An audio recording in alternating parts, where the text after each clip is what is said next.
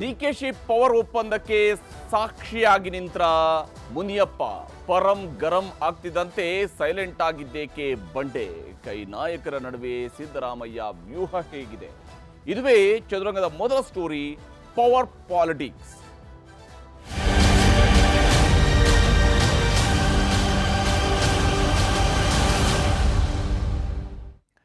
ಒಂದು ಕಡೆಯಲ್ಲಿ ಸಿದ್ದರಾಮಯ್ಯ, ಮತ್ತೊಂದು ಕಡೆಯಲ್ಲಿ ಡಿ.ಕೆ. ಶಿವಕುಮಾರ್, ಮುಖ್ಯಮಂತ್ರಿ ಉಪಮುಖ್ಯಮಂತ್ರಿ, ಇವರಿಬ್ಬರ ನಡುವೆ ಅಧಿಕಾರ ಹಂಚಿಕೆಯ 50-50 ಸೂತ್ರ ಹೆಣೆಯಲಾಗಿತ್ತ? ಈ ಒಂದು ಅನುಮಾನ ಆರಂಭದಿಂದಲೂ ಕೂಡ ಇದೆ. ಹೌದು ಅನ್ನುವಂಥದ್ದು, ಅಂದರೆ ಅಂಥದ್ದೊಂದು 50-50 ಸೂತ್ರ ರೆಡಿಯಾಗಿತ್ತು ಅನ್ನುವಂಥದ್ದನ್ನು ಅನೇಕ ಸಂದರ್ಭಗಳಲ್ಲಿ ಡಿ.ಕೆ. ಶಿವಕುಮಾರ್ ಅವರ ಕ್ಯಾಂಪ್ನಿಂದ ಈ ಮಾತುಗಳು ಕೇಳಿ ಬರ್ತಾ ಇರ್ತಿದ್ವು. ಈ ಸ್ವರೂಪದಲ್ಲಿ ಚರ್ಚೆಗಳು ನಡೀತಾ ಇದ್ವು.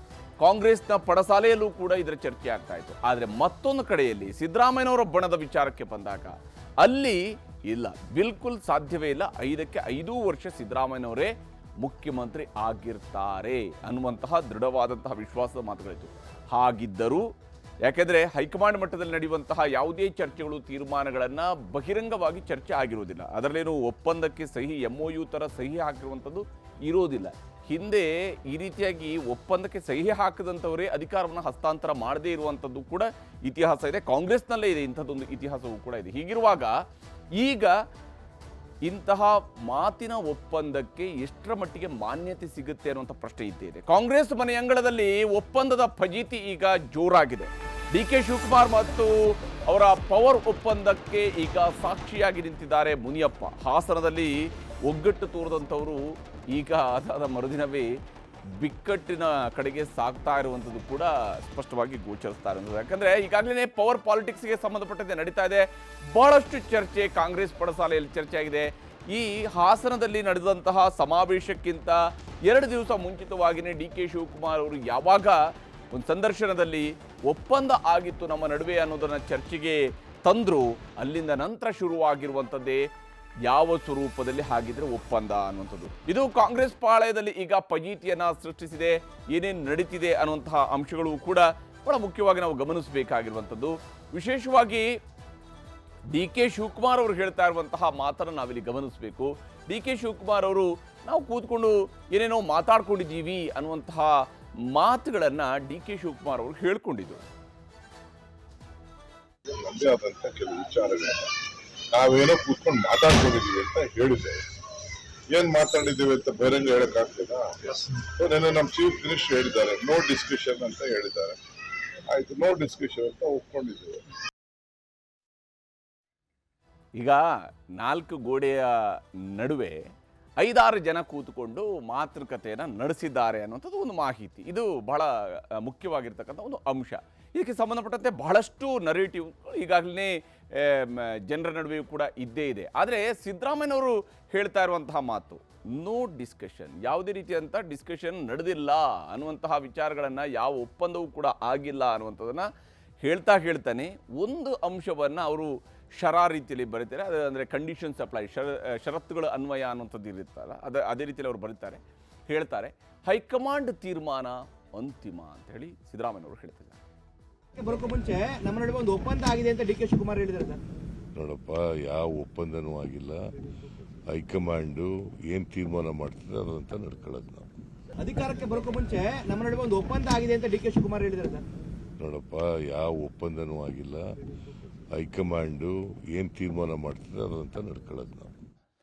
ಹೀಗೆ ಯಾವುದೇ ಒಪ್ಪಂದ ಆಗಿಲ್ಲ, ಹೈಕಮಾಂಡ್ ಏನು ತೀರ್ಮಾನ ಕೈಗೊಳ್ಳುತ್ತೆ ಅದರಂತೆ ನಡ್ಕೊಳ್ಳೋದಷ್ಟೇನೆ ಅನ್ನುವಂತಹ ಧಾಟಿಯಲ್ಲಿನೇ ಸಿದ್ದರಾಮಯ್ಯನವರು ವಿಶೇಷವಾಗಿ ಈ ಅವಧಿಯಲ್ಲಿ ಅವರು ಮುಖ್ಯಮಂತ್ರಿ ಆದಂತಹ ಸಂದರ್ಭದಲ್ಲಿ ಈ ವಿಚಾರಗಳನ್ನು ಅನೇಕ ಸಂದರ್ಭಗಳಲ್ಲಿ ಹೇಳ್ಕೊಂಡು ಬಂದಿದ್ದಾರೆ. ಹೈಕಮಾಂಡ್ ಹೇಳಿದಂತೆ ನಡ್ಕೊಳ್ಳೋದಷ್ಟೇನೆ ಅನ್ನೋಂಥದ್ದು ಹೇಳ್ತಿದ್ದಾರೆ. ಇದರ ನಡುವೆ ಆಹಾರ ಸಚಿವರು ಈ ಇಬ್ಬರ ನಡುವಿನ ಒಪ್ಪಂದದ ಚರ್ಚೆಗೆ ಸಾಕ್ಷಿ ಇದ್ರೇನೋ ಅನ್ನುವ ರೀತಿಯಲ್ಲಿ ಹೇಳ್ತಾ ಇದ್ದಾರೆ. ನಿನ್ನೆ ಶಿವಕುಮಾರ್ ಹೇಳಿರೋದೆಲ್ಲ ಕರೆಕ್ಟ್ ಆಗಿದೆ ಅಂತ ಹೇಳ್ತಾನೆ, ನನ್ನನ್ನು ಏನು ಕೇಳಬೇಡಿ ಅಂತ ಹೇಳ್ತಿದ್ದಾರೆ ಮುನಿಯಪ್ಪ. ನಿನ್ನೆ ಶಿವಕುಮಾರ್ ಹೇಳಿರೋದೆಲ್ಲ ಕರೆಕ್ಟ್ ಆಗಿದೆ, ನಾನು ನಿನ್ನೇನು ಕೇಳಬೇಡಿ.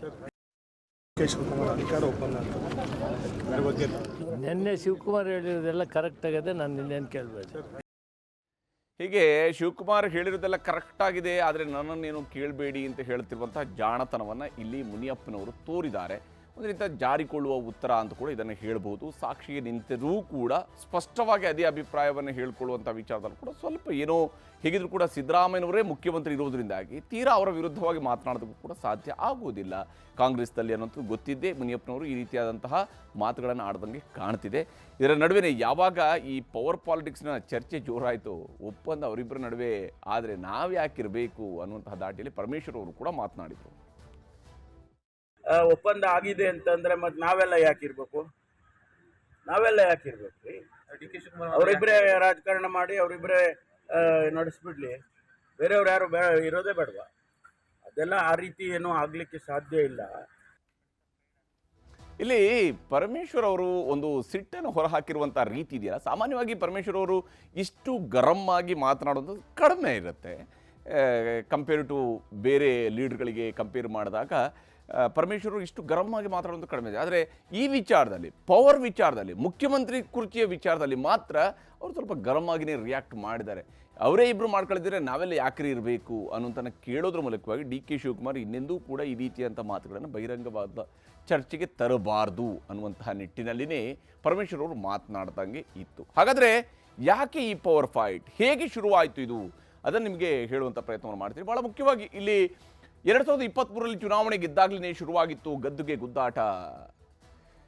ಕಾಂಗ್ರೆಸ್ನಲ್ಲಿ ಮೇ 13ನೇ ತಾರೀಕು 2023ರಂದು ಚುನಾವಣೆಯ ಫಲಿತಾಂಶ ಬಂತು, ಕಾಂಗ್ರೆಸ್ ಅಧಿಕಾರಕ್ಕೆ ಬಂತು. ಆದರೆ ಮೇ 13ರಿಂದ ಮೇ 17ರ ನಡುವೆ ಬಹಳಷ್ಟು ಚರ್ಚೆ ದೆಹಲಿ ಮಟ್ಟದಲ್ಲಿ ನಡೆದಿತ್ತು. ಮೇ 18ರಂದು ಸಿದ್ದರಾಮಯ್ಯನವರು ಮುಖ್ಯಮಂತ್ರಿ ಆಗೋದ್ರ ಬಗ್ಗೆ ಅನೌನ್ಸ್ ಆಗುತ್ತೆ. 20ನೇ ತಾರೀಕಿನಂದು ಸಿದ್ದರಾಮಯ್ಯನವರು ಮುಖ್ಯಮಂತ್ರಿಯಾಗಿ ಪ್ರಮಾಣ ವಚನವನ್ನು ಸ್ವೀಕರಿಸ್ತಾರೆ.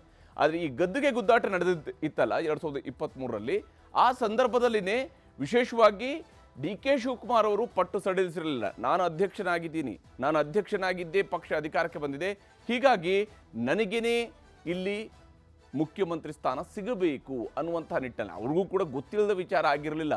ಸಿದ್ದರಾಮಯ್ಯನವರು ಅಫ್ಕೋರ್ಸ್ ಸಿದ್ದರಾಮಯ್ಯನವರ ಪವರ್ ಜಾಸ್ತಿ ಇರುತ್ತೆ, ಅವರು ಈ ವಿಚಾರದಲ್ಲಿ ಬಾರ್ಗೇನ್ ಮಾಡೇ ಮಾಡ್ತಾರೆ ಮತ್ತು ಶಾಸಕರ ಬೆಂಬಲವೂ ಕೂಡ ಸಹಜವಾಗಿಯೇ ಸಿದ್ದರಾಮಯ್ಯನ ಪರವಾಗಿ ಸ್ವಲ್ಪ ಜಾಸ್ತಿ ಇದ್ದೇ ಇರುತ್ತೆ. ಆದರೆ ಹೈಕಮಾಂಡ್ ಒಂದು ವೇಳೆ ತನ್ನನ್ನು ಮುಖ್ಯಮಂತ್ರಿ ಮಾಡುವ ಯೋಚನೆ ಇದ್ದರೆ ಅದರಿಂದ ಹಿಂದೆ ಸರಿಬಾರ್ದು, ಆ ಅವಕಾಶವನ್ನು ಪಡ್ಕೊಳ್ಬೇಕು. ಆ ನಿಟ್ಟಿನಲ್ಲಿ ಡಿ ಕೆ ಶಿವಕುಮಾರ್ ತಮ್ಮದೇ ಆದಂತಹ ಫೈಟನ್ನು ಮಾಡಿದರು. ಅದು ಸಹಜವಾಗಿ ಒಬ್ಬ ರಾಜಕಾರಣಿಯಾಗಿ ಅವರು ಮಾಡಬೇಕಾಗಿದ್ದಂಥ ಫೈಟ್ ಆಗಿತ್ತು. ಸಿ ಎಂ ಸ್ಥಾನಕ್ಕಾಗಿ ಸಿದ್ದರಾಮಯ್ಯ ಹಾಗೂ ಡಿ ಕೆ ಶಿವಕುಮಾರ್ ಮಧ್ಯೆ ಅಂಥದ್ದೊಂದು ಫೈಟ್ ನಡೆದಿತ್ತು.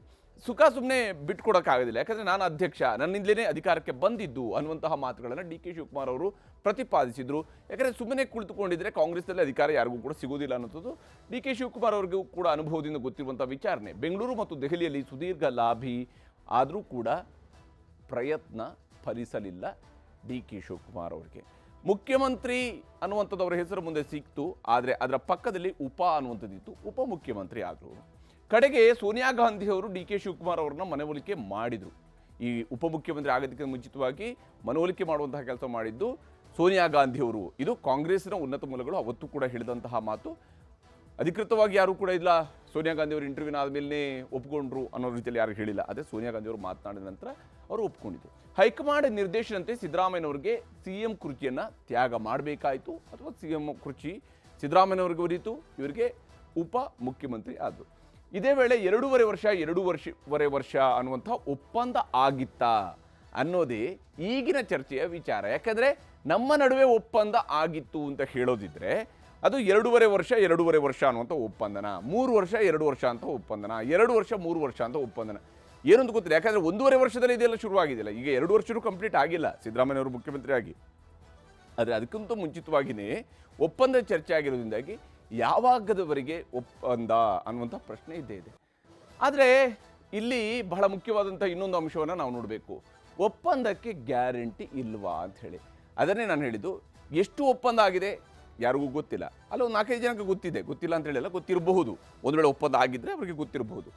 ಹೈಕಮಾಂಡ್ ಮಧ್ಯಸ್ಥಿಕೆಯಲ್ಲಿ ಸಿದ್ದು ಡಿ ಕೆ ಒಪ್ಪಂದ ಅನ್ನುವಂಥದ್ದು 2023ರ ಆರಂಭದಿಂದಲೇ ಈ ಚರ್ಚೆ ಶುರುವಾಗಿತ್ತು. 2023ರಲ್ಲಿ ಚರ್ಚೆ ಶುರುವಾಗಿತ್ತು. ಮೇ ತಿಂಗಳಲ್ಲಿ ಯಾವಾಗ ಸರ್ಕಾರ ಬಂತು ಅಲ್ಲಿಂದ ಚರ್ಚೆ ಶುರುವಾಯಿತು. ಮೊದಲ 2.5 ವರ್ಷ ಸಿದ್ದರಾಮಯ್ಯ, ನಂತರದ 2.5 ವರ್ಷ ಡಿ ಕೆ ಶಿವಕುಮಾರ್ CM ಅನ್ನುವಂಥದ್ದು ಈ ಚರ್ಚೆಯ ಮೂಲ, ಈ ಒಪ್ಪಂದದ ಮೂಲವೂ ಕೂಡ. ಸಿದ್ದರಾಮಯ್ಯ ಪ್ರಮಾಣ ವಚನ ಸ್ವೀಕಾರಕ್ಕೂ ಮೊದಲೇ ಒಪ್ಪಂದವನ್ನು ಮಾಡ್ಕೊಂಡಿದ್ರಾ? ಯಾಕೆಂದರೆ ಅವರು ಬಂದು ಗವರ್ನರ್ ಅವ್ರ ಮುಂದೆ ನಾನು ಮುಖ್ಯಮಂತ್ರಿ ಆಗ್ತೀನಿ ತಿಳ್ಕೊಂಡು ಹಕ್ಕು ಪ್ರತಿಪಾದನೆಗೂ ಮುಂಚಿತವಾಗಿಯೇ ಈ ಒಪ್ಪಂದ ಆಗಿತ್ತಾ ಅನ್ನುವಂಥ ಅನುಮಾನ ಇರುವಂಥದ್ದು. ಯಾಕೆಂದರೆ ಮುಖ್ಯಮಂತ್ರಿ ಆದ ನಂತರ ಇಂತಹ ಒಪ್ಪಂದ ಆಗೋದಕ್ಕೆ ಚಾನ್ಸ್ ಇಲ್ಲ.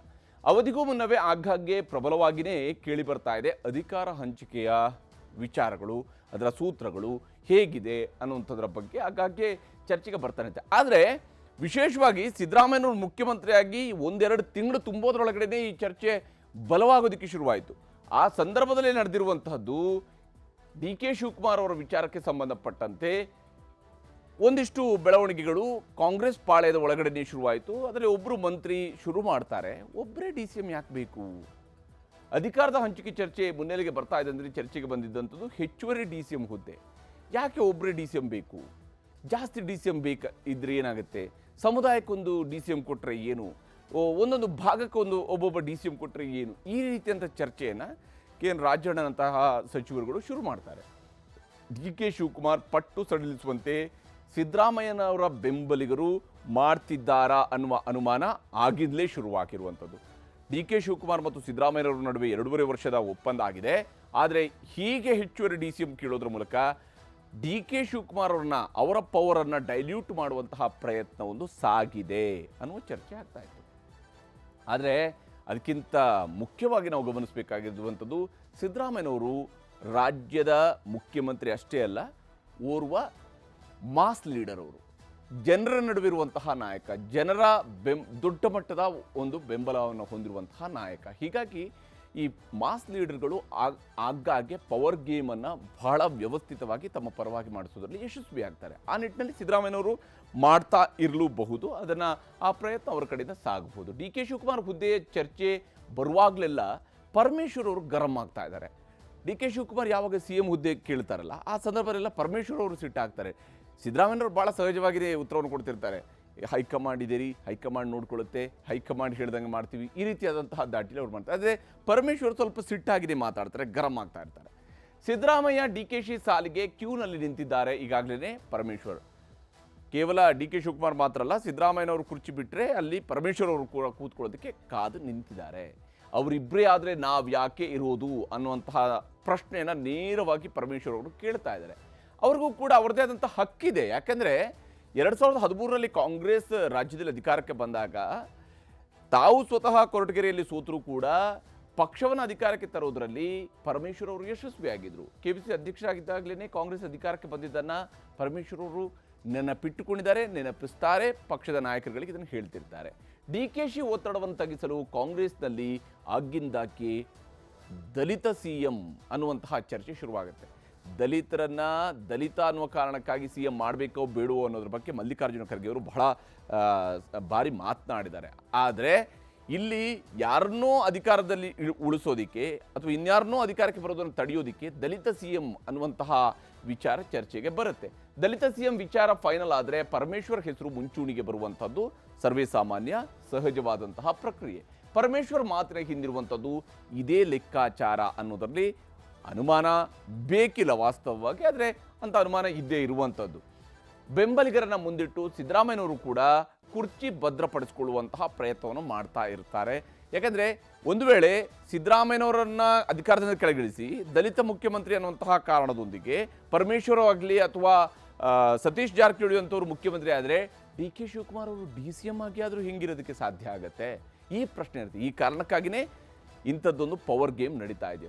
ಹಾಗೆಯೇ ದಲಿತ CM ಅನ್ನುವಂತಹ ಒಂದು ವಿಚಾರ ಇದೆಯಲ್ಲ, ಡಿ ಕೆ ಶಿವಕುಮಾರ್ ಅವರ ಪವರ್ ಗೇಮ್ ಶುರು ಮಾಡ್ತಾ ಇದ್ದಂತೆಯೇ ಮತ್ತೊಂದು ಕೂಗು ಈಗಲೂ ಕೂಡ ಕಾಂಗ್ರೆಸ್ನ ಹೊರಬರುವಂತಹ ಸಾಧ್ಯತೆ ಇದೆ. ಅಧಿಕಾರ ಹಂಚಿಕೆ ಆಗೋದೇ ಆದರೆ ದಲಿತ ನಾಯಕನಿಗೆ ಪಟ್ಟ ಕಟ್ಟಬೇಕು ಅನ್ನುವಂತಹ ಚರ್ಚೆಯನ್ನು ಮುನ್ನೆಲೆಗೆ ತರಬಹುದು. ಆಗ ವಿಶೇಷವಾಗಿ ಡಾಕ್ಟರ್ ಜಿ ಪರಮೇಶ್ವರ್ ಹಾಗೂ ಸತೀಶ್ ಜಾರಕಿಹೊಳಿ ಅವರಿಗೆ CM ಪಟ್ಟ ಏನಾದರೂ ಒಲ್ದು ಬಿಡುತ್ತಾ ಅನ್ನುವಂತಹ ಅನುಮಾನ ಇದ್ದೇ ಇರುವಂಥದ್ದು. ಪದೇ ಪದೇ ಸಭೆ ಸೇರ್ತಾ ಇದ್ದಂಥ ದಲಿತ ಸಚಿವರು ಈಗ ಡಿ ಕೆ ಶಿವಕುಮಾರ್ ಅವರ ಮಾತಿನ ನಂತರ ಮತ್ತೆ ಆಕ್ಟಿವ್ ಆಗುವಂತಹ ಎಲ್ಲ ಲಕ್ಷಣಗಳು ಕೂಡ ಕಂಡು ಬರ್ತಾ ಇದೆ. ಹೀಗೆ ಕಾಂಗ್ರೆಸ್ನಲ್ಲಿ ಸದ್ಯಕ್ಕಂತೂ ಪವರ್ ಗೇಮ್ ಬಹಳ ಜೋರಾಗಿಯೇ ಸಾಗ್ತಾ ಇದೆ. ಕಾಂಗ್ರೆಸ್ನಲ್ಲಿ ನಡೀತಾ ಇರುವಂತಹ ಈ ಒಂದು ಪವರ್ ಗೇಮ್ ಬಗ್ಗೆ BJP ನಾಯಕರಿಗೆ ಏನು ಹೇಳ್ತಿದ್ದಾರೆ ಅನ್ನೋದು ನಿಮಗೆ ತೋರಿಸ್ತೀನಿ. ಸಿದ್ದರಾಮಯ್ಯ ನಾನೇ ಅಂತ 5 ವರ್ಷ ಅಂತ ಹೇಳಿದಾರಲ್ಲ, ಪರಮೇಶ್ವರ್ ಹೇಳಿದ್ದಾರೆ. ಏನು ನೀವೇ ಅಗ್ರಿಮೆಂಟ್ ಮಾಡ್ಕೊಂಬಿಟ್ರೆ ನಾವ್ಯಾಕೆ ಇರಬೇಕು ಇಲ್ಲಿ ದಲಿತರು? ಏನಿದು ಲಿಮಿಟೆಡ್ ಕಂಪ್ನಿನಾ?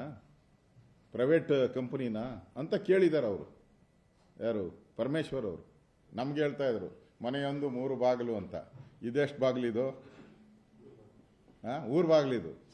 ನಮ್ದು ಮನೆಯೊಂದು 3 ಬಾಗಿಲು, ಇವಾಗ ಕಾಂಗ್ರೆಸ್ ಅವ್ರದ್ದು ಊರು ಬಾಗಿಲು. ಉಪಮುಖ್ಯಮಂತ್ರಿಗಳು ತುದಿಗಾಲ ಮೇಲೆ ನಿಂತಿದ್ದಾರೆ ಮುಖ್ಯಮಂತ್ರಿ ಆಗೋದಕ್ಕೆ. ಮುಖ್ಯಮಂತ್ರಿಗಳು ಫೆವಿಕೋಲ್ ಹಚ್ಕೊಂಡು ತಮ್ಮ ಕುರ್ಚಿ ಮೇಲೆ ಕೂತಿದ್ದಾರೆ. ಆ ಫೆವಿಕೋಲ್ ಕಿತ್ಕೋಬೇಕು ಅಂತಂದು ಉಪಮುಖ್ಯಮಂತ್ರಿಗಳು ಪ್ರಯತ್ನ ಮಾಡ್ತಾ ಇದ್ದಾರೆ. ಈ ನಡುವೆ ಇವರಿಬ್ಬರೇ ಮಾಡಿದರೆ ನಮ್ಮದೇನು ಪಾತ್ರ, ನಾವು ಪ್ರೇಕ್ಷಕರ ಅನ್ನುವಂಥ ಒಂದು ಅಸಹಕತೆ ಇವತ್ತು ಗೃಹ ಸಚಿವರಿಗೆ ಬಂದಿದೆ. ಇವತ್ತು ಭಾಳ ಸ್ಪಷ್ಟವಾಗಿದೆ, ಬರುವಂಥ ದಿನಗಳಲ್ಲಿ ಇದು ಭಾಳ ದೊಡ್ಡ ಪ್ರಮಾಣದ ಅಸಮಾಧಾನ ಆಗ್ತದೆ. ಹೀಗೆ ಕಾಂಗ್ರೆಸ್ನಲ್ಲಿ ಪವರ್ ಪಾಲಿಟಿಕ್ಸ್ ಬಹಳ ಜೋರಾಗಿ ಸಾಗ್ತಾ ಇದ್ದಾರೆ. ಬಿಜೆಪಿಯಲ್ಲಿ ನೇರವಾಗಿ ಅಧಿಕಾರವನ್ನು ಅನುಭವಿಸೋದಕ್ಕೆ ಆಗದೇ ಇದ್ರೂ ಕೂಡ, ಆಡಳಿತದ ಅಧಿಕಾರವನ್ನು ನಡೆಸೋದಕ್ಕೆ ಆಗಿದ್ರು ಕೂಡ ಪಕ್ಷದ ಅಧಿಕಾರದ ವಿಚಾರದಲ್ಲಿ ಜಿದ್ದಾಜಿದ್ದಿ ಸಾಗ್ತಾ ಇದೆ. ಹೀಗಾಗಿನೇ BYV ಹಾಗೂ ಯತ್ನಾಳ್ ನಾಳೆ ಮುಖಾಮುಖಿ ಆಗ್ತಾರಾ? ವಕ್ಫ್ ಯಾತ್ರೆಗೆ ಜೋಡೆತ್ತುಗಳಾಗಿ ಹೊರಡ್ತಾರ? ಸಮಸ್ಯೆಗಳ ಪರಿಹಾರಕ್ಕೆ ಯಡಿಯೂರಪ್ಪ ಸೂತ್ರ ಏನು? ಇದುವೇ ಚದುರಂಗದ 2ನೇ ಸ್ಟೋರಿ. ಬಂದ್ ಆಗುತ್ತಾ ಬಾಗಿಲು?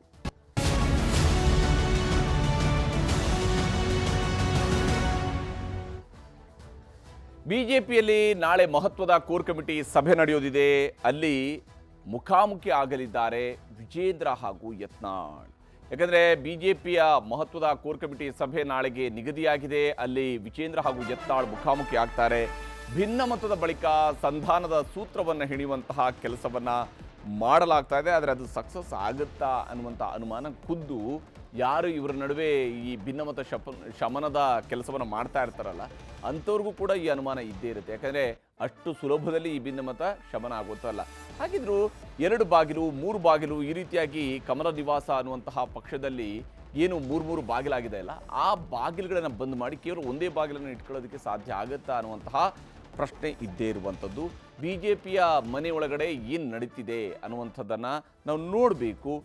ಮತ್ತು ಬಹಳ ಮುಖ್ಯವಾಗಿ ಇಲ್ಲಿ ನಡೀತಾ ಇರುವಂತಹ ಬೆಳವಣಿಗೆಗಳನ್ನ ನಾವು ಗಮನಿಸಿದರೆ, ಈಗಾಗಲೇ ಶಿಸ್ತು ಸಮಿತಿಯ ಮುಂದೆ ಹಾಜರಾಗಿ ಬಂದಿದ್ದಾರೆ ಬಸನಗೌಡ ಪಾಟೀಲ್, ಯತ್ನಾಳ್. ಮತ್ತೊಂದು ಕಡೆಯಲ್ಲಿ ಕೇಂದ್ರ ನಾಯಕರಿಗೆ ಈ ಹಿಂದೆಯೇ ದೂರು ಕೊಟ್ಟು ಬಂದಿದ್ದಂತಹ BY ವಿಜೇಂದ್ರ ಈ ರಾಜ್ಯ ಪ್ರವಾಸವನ್ನೆಲ್ಲ ಮುಗಿಸಿ ನಾಳೆ ಕೋರ್ ಕಮಿಟಿ ಸಭೆಯಲ್ಲೂ ಕೂಡ ಹಾಜರಿರ್ತಾರೆ. ಅವ್ರ ನೇತೃತ್ವದಲ್ಲಿ ನಡೀತಿರುವಂತಹ ಈ ಕೋರ್ ಕಮಿಟಿ ಸಭೆಯಲ್ಲಿ ನಿಜಕ್ಕೂ ಹಾಗಾದರೆ ಏನು ತೀರ್ಮಾನ ಆಗೋದಕ್ಕೆ ಸಾಧ್ಯ ಆಗ್ಬೋದು ಮತ್ತು ಎಷ್ಟರ ಮಟ್ಟಿಗೆ ಇವರ ನಡುವಿರುವಂತಹ ಭಿನ್ನಮತ ಬಗೆಹರಿಯೋದಕ್ಕೆ ಸಾಧ್ಯ ಆಗುತ್ತೆ ಅನ್ನೋಂಥ ಪ್ರಶ್ನೆ ಇದ್ದೇ ಇರುವಂಥದ್ದು. ಹಾರಾಟ ಮತ್ತು ಹೋರಾಟ ಎರಡೂ ಜೊತೆಯಲ್ಲಿ ಸಾಗ್ತಾ ಇದೆ ಭಾರತೀಯ ಜನತಾ ಪಕ್ಷದಲ್ಲಿ. ಹಾರಾಟಕ್ಕಷ್ಟೇ, ಹೋರಾಟಕ್ಕಿಲ್ಲ ಬ್ರೇಕ್ ಅನ್ನುವಂಥದ್ದು ಸದ್ಯದ ಬೆಳವಣಿಗೆ. ಇಲ್ಲಿ ಶಿಸ್ತು ಸಮಿತಿ ಮುಂದೆ ಸ್ಪಷ್ಟನೆಯನ್ನು ಯತ್ನಾಳ್ರು ನೀಡಿ ಬಂದಿದ್ದಾರೆ. ತಾನು ಏನು ಹೇಳಬೇಕೋ ಅದನ್ನೆಲ್ಲ ಹೇಳಿ ಬಂದಿದ್ದಾರೆ. ಅದು ತನ್ನ ಪರವಾಗಿಯೂ ಕೂಡ ಹೇಳಿದ್ದಾರೆ, ತನ್ನ ವಿರೋಧಿಗಳ ವಿಚಾರದಲ್ಲೂ ಹೇಳಿದ್ದಾರೆ. ಅವ್ರು ಏನು ಹೇಳಬೇಕಿತ್ತು ಅವೆಲ್ಲವನ್ನು ಕೂಡ ನೀಟಾಗಿ ಶಿಸ್ತು ಸಮಿತಿಯವರಿಗೆ ಸುಮಾರು 1.25 ಗಂಟೆಗಳ ಕಾಲ ವಿವರಿಸಿ ಬಂದಿದ್ದಾರೆ.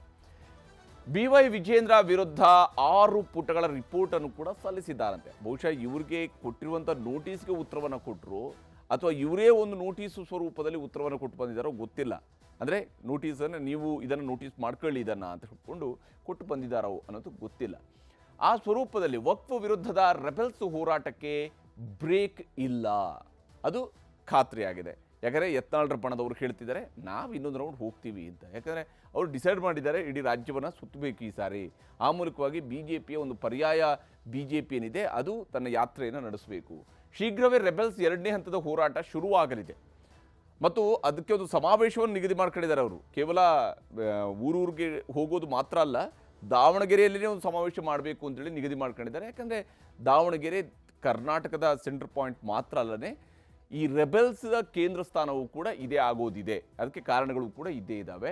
ಹೀಗಾಗಿ ಶೀಘ್ರವೇ ರೆಬೆಲ್ಸ್ 2ನೇ ಹಂತದ ಹೋರಾಟವನ್ನು ಶುರು ಮಾಡ್ತಾರೆ.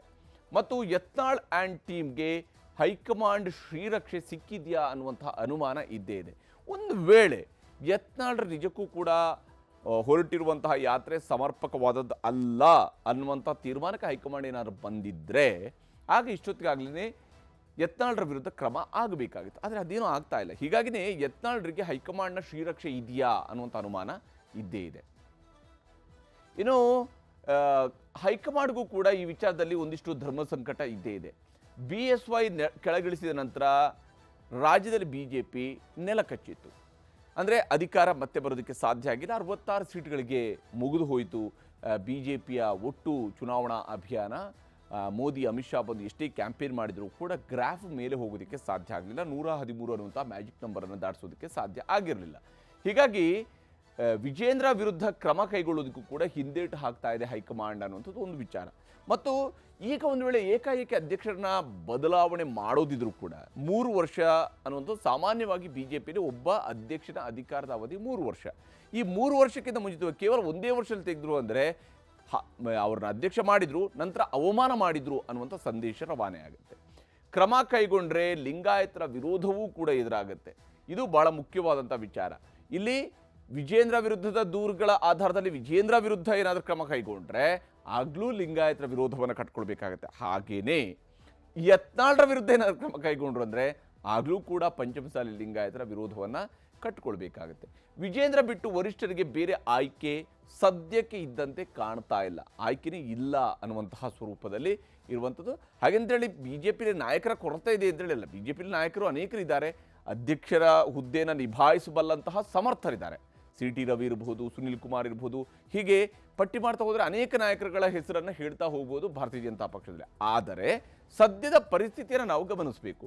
ಇನ್ನು ಯಡಿಯೂರಪ್ಪ ಕುಟುಂಬಕ್ಕೆ ಮಣೆ ಹಾಕುವ ಅನಿವಾರ್ಯತೆಯೂ ಕೂಡ BJPಗೆ ಇದ್ದಂಗೆ ಕಾಣ್ತಾ ಇದೆ. ಅಥವಾ BJPಯ ಹೈಕಮಾಂಡ್ಗೆ ಅಂಥದ್ದೊಂದು ನಂಬಿಕೆಯನ್ನು ಯಡಿಯೂರಪ್ಪನವರು ತನ್ನ ಶಕ್ತಿಯ ಮೂಲಕವಾಗಿ ಈಗಾಗಲೇ ದೃಢಪಡಿಸಿದ್ದಾರೆ. ಹೀಗಾಗಿಯೇ ಅವರ ಕುಟುಂಬಕ್ಕೆ ಮಣೆ ಹಾಕುವಂಥ ಅನಿವಾರ್ಯತೆಗೆ BJP ಸಿಲುಕಿರುವಂಥದ್ದು. ಈಗ ಇಷ್ಟೆಲ್ಲ ಆದಮೇಲೆ ಒಂದು ಡ್ಯಾಮೇಜ್ ಕಂಟ್ರೋಲ್ನ ಸಭೆ ನಡೆದಂಗೆ ಕಾಣ್ತಾ ಇದೆ. ಅದಕ್ಕೆ ರಾಧಾ ಮೋಹನ್ ದಾಸ್ ಅವರು ಕೂಡ ಬರ್ತಾ ಇದ್ದಾರಂತೆ. ಇಲ್ಲಿ ನಾಳೆ ಬೆಂಗಳೂರಿಗೆ BJPಯ ಉಸ್ತುವಾರಿ ರಾಧಾ ಮೋಹನ್ ದಾಸ್ ಅವರು ಬರ್ತಾ ಇದ್ದಾರೆ. ಡ್ಯಾಮೇಜ್ ಕಂಟ್ರೋಲ್ ಸಭೆ ಅಂತಲೇ ಇದನ್ನು ಪರಿಗಣಿಸಬೇಕಾಗತ್ತೆ. ನೋಡಿ, ಒಂದು ಯತ್ನಾಳ್ರು ಮಾಡಿರುವಂಥ ಕೆಲಸವನ್ನು ನಾವು ಗಮನಿಸಬೇಕು. ಅವರು ಅನುಮಾನವನ್ನು ಕೇವಲ ವಿಜೇಂದ್ರ ವಿಚಾರದಲ್ಲಿ ಮಾತ್ರ ವ್ಯಕ್ತಪಡಿಸಿಲ್ಲ. ಅವರ ಅನುಮಾನವನ್ನು BJPಯ ರಾಜ್ಯ ಉಸ್ತುವಾರಿಗಳ ವಿಚಾರದಲ್ಲೂ ಕೂಡ ವ್ಯಕ್ತಪಡಿಸಿಬಿಟ್ಟಿದ್ದಾರೆ. ಹೀಗಾಗಿ ರಾಜ್ಯ ಉಸ್ತುವಾರಿಗೂ ಕೂಡ ಒಂದು ರೀತಿಯಾಗಿ ಡ್ಯಾಮೇಜ್ ಕಂಟ್ರೋಲ್ ಮಾಡುವಂಥ, ನಾನು ನಿಷ್ಪಕ್ಷಪಾತವಾಗಿ ಆ ಬಣ ಈ ಬಣ ಅಂತೇಳಿ ನೋಡ್ದೇನೆ ನನ್ನ ಪಕ್ಷದ ಹಿತಾಸಕ್ತಿಯನ್ನು ಮುಂದಿಟ್ಟುಕೊಂಡೇ ನಿರ್ಧಾರವನ್ನು ಕೈಗೊಳ್ತಿದ್ದೀನಿ ಅನ್ನುವಂಥದ್ದನ್ನು ದೃಢಪಡಿಸ್ಕೊಳ್ಬೇಕಾಗುತ್ತೆ ಇವತ್ತು ರಾಧಾ ಮೋಹನ್ ದಾಸ್ ಅವರು ಕೂಡ. ಅಂಥ ಅನಿವಾರ್ಯತೆಗೆ ಅವರನ್ನು ಸಿಲುಕಿಸಿದ್ದಾರೆ. ಕೋರ್ ಕಮಿಟಿ ಸಭೆಯಲ್ಲಿ ಸಮಾಲೋಚನೆಯನ್ನು ನಡೆಸಲಿದ್ದಾರೆ ಭಾರತೀಯ ಜನತಾ ಪಕ್ಷದ ನಾಯಕರು. ಬಹಳ ವಿಚಾರಗಳು ಇದ್ದೇ ಇರ್ತವೆ. ಮೊನ್ನೆ ಸಂಘಟನೆಯ ವಿಚಾರ ಅಂತ ಹೇಳಿದರು ತರುಣ್ ಚುಗ್ ಅವರು ಬಂದಾಗ. ಈಗ ರಾಧಾ ಮೋಹನ್ ದಾಸ್ ಅವ್ರ ಜೊತೆಗೆ ಸಂಘಟನೆ ವಿಚಾರ ಅಲ್ಲ, ಪಕ್ಷದಲ್ಲಿರುವಂತಹ ಈ ರೀತಿಯ ಭಿನ್ನಮತಗಳನ್ನು ಶಮನ ಮಾಡೋದು ಹೇಗೆ ಅಂತೇಳಿ ರಾಜ್ಯದ ಬಣ ರಾಜಕೀಯ ಬಗ್ಗೆ ಮಾಹಿತಿಯನ್ನು ಸಂಗ್ರಹವನ್ನು ಮಾಡಲಿದ್ದಾರೆ ರಾಧಾ ಮೋಹನ್ ದಾಸ್ ಅವರು. ಆ ಮೂಲಕವಾಗಿ ಯಾರ್ಯಾರ್ದು ಅಹವಾಲು ಏನೇನಿದೆ ಅಂತೇಳಿ, ನೀರಿದ್ದು ನೀರಿಗೆ ಹಾಲಿದ್ದು ಹಾಲಿಗೆ ಅನ್ನುವಂಥ ರೀತಿಯಲ್ಲಿ ತೀರ್ಮಾನವನ್ನು ಅವರು ಕೈಗೊಳ್ತಾರೆ ಇಲ್ಲೋ ಗೊತ್ತಿಲ್ಲ. ಆದರೆ ವರದಿಯನ್ನು ಪಡ್ಕೊಳ್ತಾರೆ. ಹೈಕಮಾಂಡ್ಗೆ ವರದಿಯನ್ನು ನೀಡಲಿದ್ದಾರೆ ರಾಧಾ ಮೋಹನ್ ಅವರು. ನಂತರ ಇಲ್ಲಿಂದ ಎಲ್ಲ ಮಾಹಿತಿಯನ್ನು ಸಂಗ್ರಹಿಸಿ ಹೈಕಮಾಂಡ್ಗೆ ವರದಿಯನ್ನು ಒಪ್ಪಿಸುವಂತಹ ಕೆಲಸವನ್ನು ಮಾಡ್ತಾರೆ. ಆದರೆ ಯತ್ನಾಳ್ ಮತ್ತು ವಿಜಯೇಂದ್ರ ಇಬ್ಬರನ್ನೂ ಕೂರಿಸಿ ಸಂಧಾನ ಮಾತುಕತೆ ನಡೆಸೋದಕ್ಕೆ ಸಾಧ್ಯ ಆಗುತ್ತಾ ಅಂತ ನೋಡಬೇಕು. ಯತ್ನಾಳ್ರು ಒಂದು ಮಾತನ್ನು ಬಹಳ ಸ್ಪಷ್ಟವಾಗಿ ಚುನಾವಣೆಗೆ ಮುಂಚಿತವಾಗಿಯೇ ಮಾಡಿದರು. ಯಾವ ಕಾರಣಕ್ಕಾಗೂ ಕೂಡ ವಿಜೇಂದ್ರ ಇರುವ ಸಂದರ್ಭಗಳಲ್ಲಿ ನಾನು ಬರುವುದಿಲ್ಲ ಅನ್ನುವಂಥ ರೀತಿಯಲ್ಲಿ ಲೋಕಸಭಾ ಚುನಾವಣೆಗೆ ಮುಂಚಿತವಾಗೂ ಕೂಡ ಹೀಗೆ ಮಾಡ್ತಾಯಿದ್ರು. ಈಗ ಈ ಹಂತದಲ್ಲಿ ಅವರು ಅಷ್ಟು ಸುಲಭವಾಗಿ ವಿಜೇಂದ್ರ ಮುಂದೆ ಕೂತು ಚರ್ಚೆಗೆ ಹಾಜರಾಗ್ತಾರೆ ಅನ್ನೋದ್ರ ಬಗ್ಗೆ ಅನುಮಾನ ಇದ್ದೇ ಇದೆ. ಆದರೆ ಕೋರ್ ಕಮಿಟಿ ಸಭೆಯಲ್ಲಿ ಏನಾದರೂ ಅವ್ರನ್ನ ಕರೆದು ಅಲ್ಲಿ ಮಾತನಾಡಿದರೆ ಅದರಲ್ಲಿ ಭಾಗಿಯಾಗುವಂಥ ಅವಕಾಶ ಇದ್ದೇ ಇರುತ್ತೆ. ಯಾಕಂದರೆ ಅದು ಪಕ್ಷದ ಸಮಿತಿ, ಅದರಲ್ಲಿ ಕೂತ್ಕೊಂಡು ಮಾತುಕತೆಯನ್ನು ನಡೆಸ್ಬೋದು. ಆದರೆ ಒಪ್ಪಂದದ ವಿಚಾರ ಆಗುತ್ತಿಲ್ಲ ಗೊತ್ತಿಲ್ಲ. ಹಾಗಿದ್ರೂ ಯಡಿಯೂರಪ್ಪನವರು ಈ ವಿಚಾರದಲ್ಲಿ ಒಂದು ಸಲಹೆಯನ್ನು ನಾಯಕರುಗಳಿಗೆ ಕೊಟ್ಟಿದ್ದಾರೆ. ಮಾತಾಡ್ಸೋಣ, ಮನುಷ್ಯ ಸ್ವಭಾವದ ಕೆಲವು ವೀಕ್ನೆಸ್ ಇರುತ್ತೆ, ಎಲ್ರಿಗೂ ಇರುತ್ತೆ. ಈ ಸರಿ ಮಾತನಾಡಿ ಸರಿ ಮಾಡಿದ್ಮೇಲೆ ಸರಿ ಹೋಗ್ತಾರೆ ಅಂತ ವಿಶ್ವಾಸ. ಹೋರಾಟ ಕಾಂಗ್ರೆಸ್ ವಿರುದ್ಧನೇ ಹೊರತು ನಮ್ಮನ್ನೇ ಬಡಿದಾಡ್ಕೊಳ್ಳುವಂತದ್ದು ನಮ್ಮ ಪಕ್ಷಕ್ಕೆ ಹೆಚ್ಚು ಶಕ್ತಿ ಕೊಡೋದಿಲ್ಲ. ಅದಕ್ಕಾಗಿ ಎಲ್ಲವನ್ನ ಮರೆತು ಒಟ್ಟಾಗಿ ಹೋಗೋಕೆ ಪ್ರಯತ್ನ ಮಾಡ್ತೀವಿ. ನಾನು ಮಾತಾಡ್ತೇನೆ. ನಾನು ಹೇಳಿದ್ದೀನಲ್ಲ, ಹೈಕಮಾಂಡ್ ನಮ್ಮ ಕೇಂದ್ರದ ನಾಯಕತ್ವ ಇದರ ಬಗ್ಗೆ ಬಹಳ ಸೀರಿಯಸ್ ಆಗಿದ್ದಾರೆ. ಸೊ ಎಲ್ಲವನ್ನ ನೋಡ್ತಾ ಇದ್ದಾರೆ. ಈಗಾಗಲೇ ಯತ್ನಾಳ್ ಅವರನ್ನು ಕರೆದು ಮಾತಾಡಿದ್ದಾರೆ. ಒಂದು ಹಂತಕ್ಕೆ ಏನೇ ತೀರ್ಮಾನ ಇದ್ದರೂ ಕೂಡ ಕೇಂದ್ರದ ನಾಯಕರು ಈ ವಿಚಾರಕ್ಕೆ ಸಂಬಂಧಪಟ್ಟಂತೆ ಪೂರ್ತಿ ಅವರು ಇದ್ರ ಬಗ್ಗೆ ವೆರಿ ಸೀರಿಯಸ್ ಆಗಿದ್ದಾರೆ. ಆದಷ್ಟು ಬೇಗ ತೀರ್ಮಾನ ತೆಗೆದುಕೊಳ್ತಾರೆ. ನನಗನ್ಸುತ್ತೆ ಒಳ್ಳೇದಾಗುತ್ತೆ, ಸುಖಾಂತಿ ಆಗುತ್ತೆ ಅಂತ ಅನಿಸುತ್ತೆ. ಮತ್ತೆ ಅವತ್ತಾದ ಮೇಲೂ ಕೂಡ ಯತ್ನಾಳ್ ಅವರು ಮಾತಾಡೋ ದಾಟಿ ಎಲ್ಲ ಸ್ವಲ್ಪ ಬದಲಾವಣೆಯನ್ನು ಕೂಡ ಆಗಿದೆ. ಹೀಗೆ ಮಾತಾಡುವ ಧಾಟಿ ಬದಲಾಗಿದ್ರು ಕೂಡ ಮನುಷ್ಯ ಅವರೇ ಇರ್ತಾರೆ. ಆಡಿರುವಂಥ ಮಾತು ಕೂಡ ಅದನ್ನು ಅಷ್ಟು ಬೇಗ ಯಾರೂ ಮರೆಯೋದಕ್ಕೆ ಸಾಧ್ಯ ಇಲ್ಲ. ವಿಶೇಷವಾಗಿ ವಿಜೇಂದ್ರ ಅಂಥವ್ರು ಮರೆಯೋದಕ್ಕೆ ಸಾಧ್ಯ ಆಗುತ್ತೆ. ಯಾಕಂದರೆ ಅವರ ವಿಚಾರದಲ್ಲಿ ಯತ್ನಾಳ್ರ ಆಡಿರುವಂತಹ ಮಾತುಗಳ ವೈಖರಿ ಆಗಿದೆ. ಅವರು ಬಿಟ್ಟಿರುವಂತಹ ವಾಗ್ಬಾಣಗಳಿದಾವಲ್ಲ, ಅದು ನೇರವಾಗಿ ಮರ್ಮಾಘಾತವನ್ನೇ ಮಾಡುವಂತಹ ರೀತಿಯಲ್ಲೇ ಇತ್ತು. ಹೀಗಿರುವಾಗ ಅದನ್ನು ಮರಿತಾರೆ. ಈಗ ಅವರ ಮಾತಿನ ಧಾಟಿ ಬದಲಾಗಿದೆ ಅಂತ ಹೇಳಿದರೆ ಏನು ಕ್ರಮ ಆದಂಗೆ ಆಗುತ್ತೆ. ಇದು ಸಹಜವಾಗಿಯೇ BJP ರಾಜ್ಯಾಧ್ಯಕ್ಷರಿಗೆ ಆಗಿರುವಂತಹ ಹಿನ್ನಡೆ ಅಲ್ವಾ? ಯಾಕಂದರೆ ವಿಜೇಂದ್ರ ಅವರ ಆಪ್ತ ಬಳಗ ಏನು ಇವರು ವಕ್ಫು ಯಾತ್ರೆ ಮಾಡ್ತಿದ್ರೆ, ಯತ್ನಾಳ್ರ ಕಡೆಯವರು ವಕ್ಫು ಯಾತ್ರೆ ಮಾಡ್ತಿದ್ರೆ, ವಿಜೇಂದ್ರ ಅವರ ಆಪ್ತ ಬಳಗ ತೀರ್ಥಯಾತ್ರೆಗೆ ಹೊರಟಿತ್ತಲ್ಲ, ಕೋಲಾರ, ಮೈಸೂರು, ಹೀಗೆ ದೇವಸ್ಥಾನಗಳಿಂದ ದೇವಸ್ಥಾನಗಳಿಗೆ ಹೋಗ್ತಾ ಅಲ್ಲಿ ನಂತರ ಅವರು BJPಯ ಕಾರ್ಯಕರ್ತರ ಸಭೆ ನಡೆಸ್ಕೊಂಡು ಒಂದು ಉಚ್ಚಾಟನೆ ಅಭಿಯಾನವನ್ನು ಮಾಡಿದ್ರಲ್ಲ, ಆ ಉಚ್ಚಾಟನೆ ಅಭಿಯಾನ ಹಾಗಾದರೆ ಟುಸ್ ಪಟಾಕಿ ಅಂತೇಳಿ ಸಾಬೀತಾಯ್ತಾ ಅನ್ನುವಂತಹ ಪ್ರಶ್ನೆಗಳಿಗೂ ಕೂಡ BJPಯ ರಾಜ್ಯಾಧ್ಯಕ್ಷರು ಉತ್ತರವನ್ನು ಕೊಡಬೇಕಾಗತ್ತೆ. ಒಂದು ವೇಳೆ ಏನೂ ಕ್ರಮ ಆಗಿಲ್ಲ ಅಂತೇಳಿ, ಕ್ರಮ ಕೈಗೊಂಡ್ರು ಅಂತೇಳಿ ಆದರೆ ಅದರಿಂದ ಆಗಬಹುದಾದಂಥ ಡ್ಯಾಮೇಜ್ ಇದೆಯಲ್ಲ, ಅದನ್ನು ಹೇಗೆ ತುಂಬಿಕೊಳ್ಳೋದಕ್ಕೆ ಸಾಧ್ಯ ಆಗುತ್ತೆ BJP? ಇದೇ ಕಾರಣಕ್ಕಾಗಿ ಸದ್ಯಕ್ಕೆ BJP ಒಂದು ರೀತಿಯಲ್ಲಿ ಅಡಕತ್ತಿರಲ್ಲಿ ಸಿಲುಕಿದಂಗೆ ಕಾಣ್ತಾ ಇದೆ. ಹೇಗೆ ಒಡೆದ ಮನಸ್ಸುಗಳನ್ನು ಒಗ್ಗೂಡಿಸುವ ಕೆಲಸವನ್ನು ಮಾಡ್ತಾರೆ ಅಂತ ನೋಡಬೇಕಾಗಿದೆ ಕುತೂಹಲದಿಂದ. ಇದು ಇವತ್ತಿನ ಚದುರಂಗ. ನಮಸ್ಕಾರ.